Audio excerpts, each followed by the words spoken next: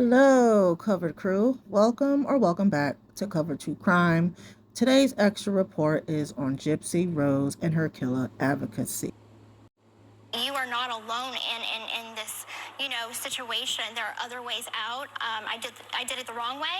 No. Don't say that. I did. You had no choice, I did really. something wrong, and I paid my dues for it. Oh, you mean that part? Yes, the part of it. Yeah. That part of it. Yeah. Joy Behar forgetting mid-interview on The View, Gypsy Rose Blanchard was involved in her mother's murder. Murder is wrong, Yes, Joy. murder's wrong.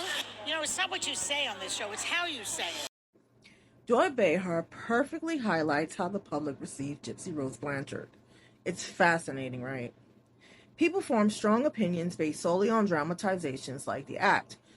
Those intense portrayals create a false narrative that many buy into without knowing the full story.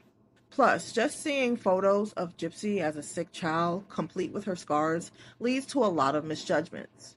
It's so easy to forget that real lives are far more complex than what's shown on the screen. And what people fail to remember? Gypsy Rose is a convicted murderer who was 23 years old at the time of the crime.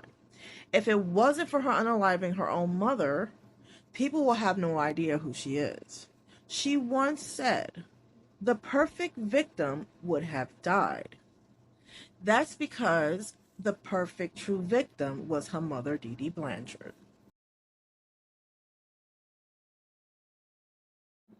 As the media continues to give Gypsy Rose Blanchard a platform, it is without infuriating netizens and the public.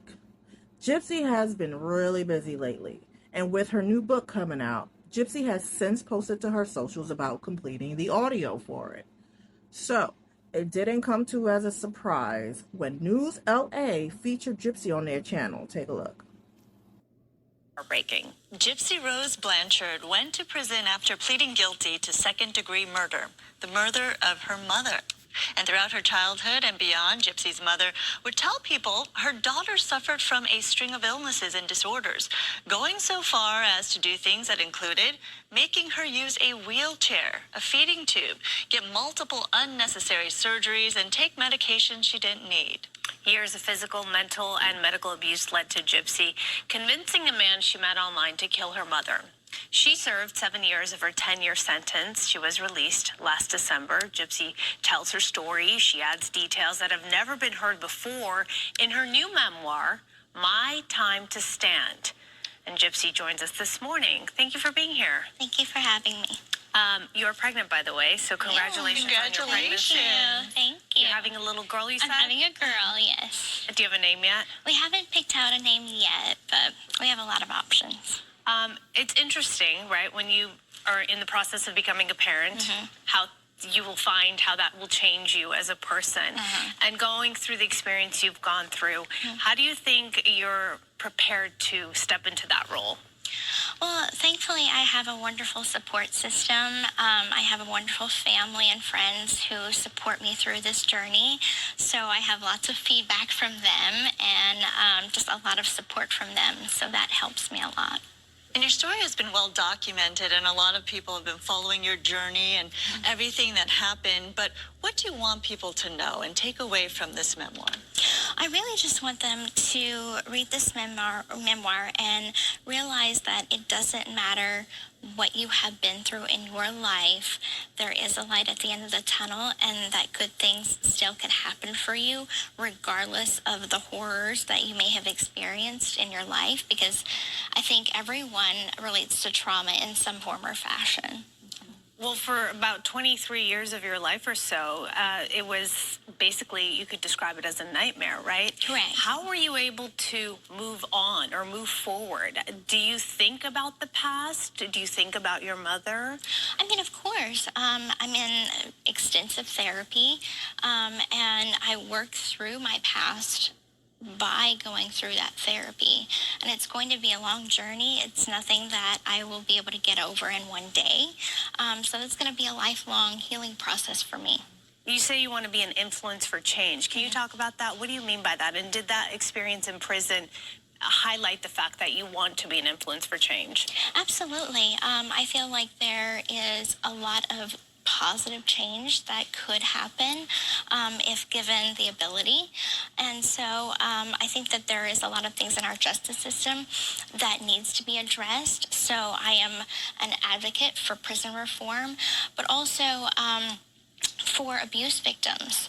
I feel like I was in a situation where I didn't know that there were resources to help children and, victims of abuse in my situation. And so I think that needs to be advocated more, those resources, and more knowledge and education about that. Yeah, talk about that, because you say in and out of prison, your platform you're using right now to really spread the message that there needs to be change and there is hope, as you were mentioning. But talk about your time in prison and the learning aspect you went through in terms of finding what resources were available and learning a lot for yourself about what lies ahead. Of course, there are resources that are within the prison system, but getting those resources are actually quite difficult. And so I think that there needs to be very, very specific things that are laid out because it is very difficult for incarcerated individuals to get the extensive mental health therapy that they would require. So there needs to be more advocacy on that. You talked about something that you hadn't mentioned until recently, how you were actually addicted to painkillers, right? Correct. That was something that many people didn't know. I was wondering, at the time that the murder of your mother happened, were you under the influence of the painkillers? Were you high? Did that influence what occurred that night? I was, during that week, abusing painkillers. However, that was not something that affected my mental state at that time. Interesting.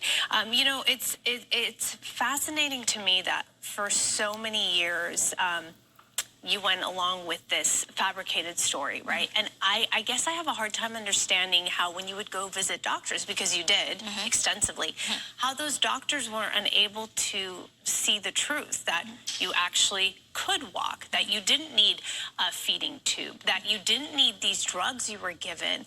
It's just baffling to me. How was someone out there not saying, wait a minute, she doesn't need any of this stuff. This is all a lie. I know. The level of deception that my mother had over these doctors was so extensive and so severe that these doctors would ignore test results coming back normal and things like this, things that should have been red flags. And unfortunately, I was one of the individuals of many that fall through the cracks. So do you find those doctors in any way responsible for carrying on and allowing your mother then in a way to carry on this lie? I kind of chalk that up to human error. I think we all want to believe the good in people. So, I struggle with that. It is something that, yes, I do feel like they should be held accountable in ways. And other ways, I also feel like it was misjudgment on their part. What do you think? Do you think there needs to be reform in the medical healthcare system as well? And what has helped you the most since being out of prison in terms of helping to rehabilitate your life? Of course, I think that there should be more red tape within the medical system. I think that it should be a requirement for doctors to take a certain course while going through medical school on Munchausen by proxy syndrome. And I think that, in general, there needs to be more advocacy and more awareness about Munchausen by proxy syndrome. And yes, I have an amazing support system that gets me through all of this. I've been out of prison for 10 months, and so far that has been a very eventful 10 months. So the support system that I have has been my inspiration for continuing to push on and go beyond my means of just being an average person, and hopefully can move on into being a voice for change. It hasn't even been a year, but once you came out, you became a viral sensation, and you have a huge social media following. So I think, that's something difficult to adjust to, even if you didn't have everything that you've had in your life. That's for sure. Thank you for coming by. We appreciate you being here, and we do want people to know that, of course, they can pick up a copy of your memoir, My Time to Stay. Now, after listening to Gypsy Yap, I noticed she wants to be an advocate for prison reform and abuse victims. So, the same justice system that allowed Gypsy to be free in the public after not seeing all the evidence and facts to her case, due to her receiving a sweet plea deal? The same justice system that Gypsy allowed her disabled boyfriend with a low IQ to be the sacrificial lamb to first-degree murder after brainwashing him for 2 years to unalive her mom? The same justice system that allowed a trained, dangerous liar, malingering manipulator on the street? Also, many don't deny Gypsy was abused. Any parent that allows a child to lie, steal, and con isn't the best parent. But according to Gypsy's medical files, she needed the G-tube and 3 other medical procedures that were done. Not the 30 like she lies about. Gypsy is well aware that she was diagnosed as a child with a microdeletion chromosome disorder that led to many of the medical conditions and procedures she had done. The fact that Good News LA couldn't bother to do journalism homework before allowing a convicted murderer to promote her book of more lies started a firestorm of angry netizens that quickly took to Good News LA channel's comment section.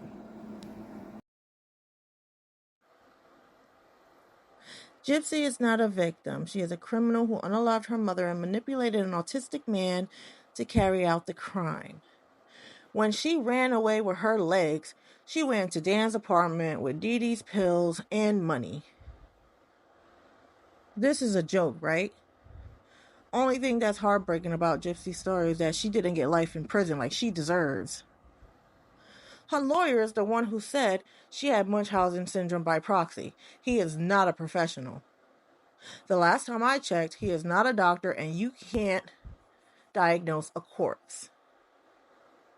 It should be a requirement for doctors. It should be a requirement for journalists to do their homework.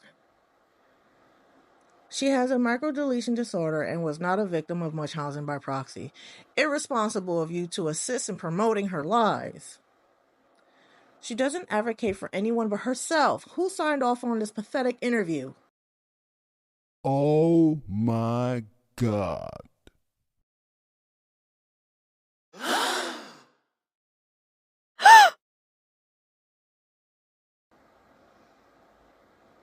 She forgot to mention her actual diagnosis and documented chromosome disorder, Q121.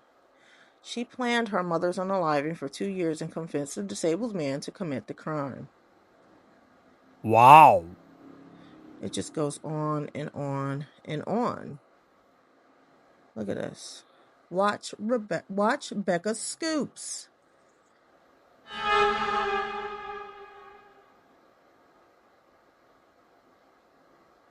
On and on. A lot of people are saying watch Becca Scoops. She has amazing content and she breaks it all down.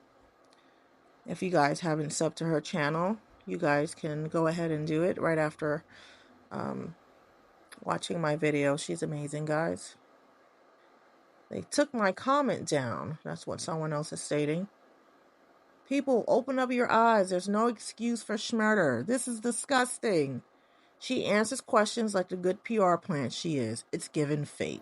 Woo! Did you see that? I could have shown you that, and as it kept going for days, netizens did not disappoint, and they had a right to express their opinion and how they feel, rightfully so. As a lot of the general public, those who has done their research into Gypsy Rose's case, aside from her, high-pitched, sweet, innocent sounding voice and small stature, who she really is, and the evidence based on this crime. And apparently Good News 11 did not do their research, and it's really sad. It really is. And this is what's happening as they continue to give her a platform. Wait, there's more. Like I said, Gypsy Rose has been really busy lately. And not only was she promoting her new book at Good News LA, she's also been on the prowl with her killer advocacy. And one thing a lot of people who don't know, Gypsy has been a trained spokesperson since she was a child. All the times that they had to thank non-profit organizations, or when they went to Make-A-Wish, and when Habitat for Humanity was building his house for him. As you notice, Gypsy is very, very well versed in speaking to the public and on TV, because this is something that she's been trained to do. So she was actually also invited as a speaker in a university in California, and this video here is by Conspiracy. Choice in life, and that's something to not take for granted. I have a choice now to make myself into whatever I want to be, and that should go for everybody. You're not defined by your past, your status, or anything else. You can choose. Our next video was posted by this creator, Punky. Count 1, guilty. Count 2, guilty. Count 3, guilty. Someone commented on this video and said, wait, what? And then the OG poster said, she was yapping at our school about prison experience. Someone else commented, the shoulder pads, the orthopedic shoes, and the baby bumps she left at home, this is too much to unpack. And then the OG creator said, only thing she unpacked was the bump. I completely forgot she was pregnant. She don't look like it. Now, this is the one that has gone the most viral. This one was posted by Savannah Grace on TikTok. And that's likely because this has to do with the Menendez brothers, or at least they're mentioned. So, this is a question that might be in our minds. The Menendez brothers are gaining attention due to the dramatization of their crime. How did it feel for that to happen to you with the act? I mean, it was heartbreaking, because unfortunately a lot of people seem to think that they know what happened and the events that took place by watching a TV show, and it was over dramatized. They got things incorrect. So to say that people should base their knowledge of a case on a dramatization is very inaccurate. That is not the way to go about it. I stress documentaries that do a deep dive into a case or someone's life. Real life research is the best beyond anything that you could find. Now, the reason why this video went viral, because the question was pertaining to the Menendez brothers, and her answer for that question was that, that documentaries and dramatizations should not be used as in for factual representation of that case, which is the first truthful thing that she's ever said, while netizens are actually using evidence and deep diving into Gypsy's story and case where we call BS, and that she is a fraud. Gypsy Rose was not a victim of Munchausen by proxy. And it's just so funny that it's the first truthful thing that she's ever said. Yes, do your homework. Do your homework into Gypsy Rose Blanchard and to other cases. Okay, so before we wrap this up, the sad truth is that the media is going to continue to give Gypsy Rose a platform. Gypsy Rose is not going anywhere yet, and they're going to continue putting her on a pedestal as she is this sorry victim. They're going to continue giving her all paid expenses to publicly speak, and she is going to continue grifting. She is going to continue profiting off of her crime, and it's just not going to stop. But guess what? We are not going to stop exposing her either. We are going to continue. So share, like, comment, get this into the algorithm. And because it's at the end of the day, it's justice for Dee Dee, her mother, and justice for Nicholas go to John. And yeah, that's what we have to continue doing.